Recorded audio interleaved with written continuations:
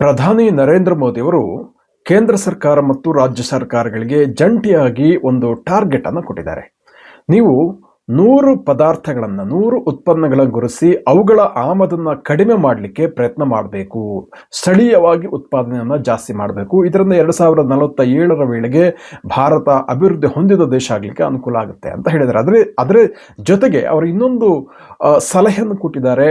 ದೇಶದಲ್ಲಿ 100 ಜಿಲ್ಲೆಗಳನ್ನು ಗುರುತಿಸಿ ಅವುಗಳ ಉತ್ಪಾದಕತೆ ಎಷ್ಟು ಕಡಿಮೆ ಇರುತ್ತೋ ಅನ್ನೋದನ್ನು ಐಡೆಂಟಿಫೈ ಮಾಡಿ ಅಲ್ಲಿ ಉತ್ಪಾದಕತೆಯನ್ನು ಅಂದರೆ ಪ್ರೊಡಕ್ಟಿವಿಟಿಯನ್ನು ಜಾಸ್ತಿ ಮಾಡಬೇಕು ಅಂತ, ಅದಕ್ಕೆ ಬೇಕಾದಂತಹ ನೆರವನ್ನು ಕೇಂದ್ರ ಸರ್ಕಾರ ನೀಡಲಿದೆ ಅಂತ ಅವರು ಹೇಳಿದ್ದಾರೆ. ಅಂದರೆ ಏನಕ್ಕೆ ಅವರು ಕೇಂದ್ರ ಮತ್ತು ರಾಜ್ಯ ಸರ್ಕಾರಗಳಿಗೆ ಈ ಒಂದು ಟಾರ್ಗೆಟ್ ಅನ್ನು ಕೊಟ್ಟಿದ್ದಾರೆ ಅಂದರೆ, ಭಾರತ ಆದಷ್ಟು ಸ್ವಾವಲಂಬಿ ಆಗಬೇಕು, ಭಾರತದಲ್ಲಿ ಉತ್ಪಾದನೆ ಜಾಸ್ತಿ ಆಗಬೇಕು. ಇದರಿಂದ ನಾವು ಡಾಲರ್ ಲೆಕ್ಕದಲ್ಲಿ ಕೊಡುವಂತಹ ಹಣ ಉಳಿತಾಯ ಆಗುತ್ತೆ, ಸ್ಥಳೀಯವಾಗಿ ಉದ್ಯೋಗ ಕ್ರಿಯೇಟ್ ಆಗುತ್ತೆ ಅನ್ನುವಂಥದ್ದು. ಮತ್ತೊಂದು ಅವರು ಅಂಶವನ್ನು ಹೇಳಿದ್ದಾರೆ ಏನಂದರೆ, ಭಾರತ ಜಗತ್ತಿನ ಫುಡ್ ಬಾಸ್ಕೆಟ್ ಆಗಲಿಕ್ಕೆ ಬೇಕಾದಂತಹ ಎಲ್ಲ ಅಪಾರ್ಚುನಿಟೀಸ್ ಮತ್ತು ಅವಕಾಶಗಳು ಇದೆ ಅಂತ. ಅಂದರೆ ಬೇರೆ ಬೇರೆ ಡೈರಿ ಸೆಕ್ಟರ್ ಇರ್ಬೋದು, ಕೃಷಿ ಉತ್ಪನ್ನಗಳಿರ್ಬೋದು, ಇವುಗಳನ್ನು ಉತ್ಪಾದಿಸಿ ಹೈ ವ್ಯಾಲ್ಯೂ ಕ್ರಿಯೇಟ್ ಮಾಡಿ ಎಕ್ಸ್ಪೋರ್ಟ್ ಮಾಡಲಿಕ್ಕೆ ಬೇಕಾದಂತಹ ಅವಕಾಶಗಳು ಹೇರಳವಾಗಿ ಭಾರತದಲ್ಲಿದೆ ಅಂತ ಅವರು ಹೇಳಿದ್ದಾರೆ.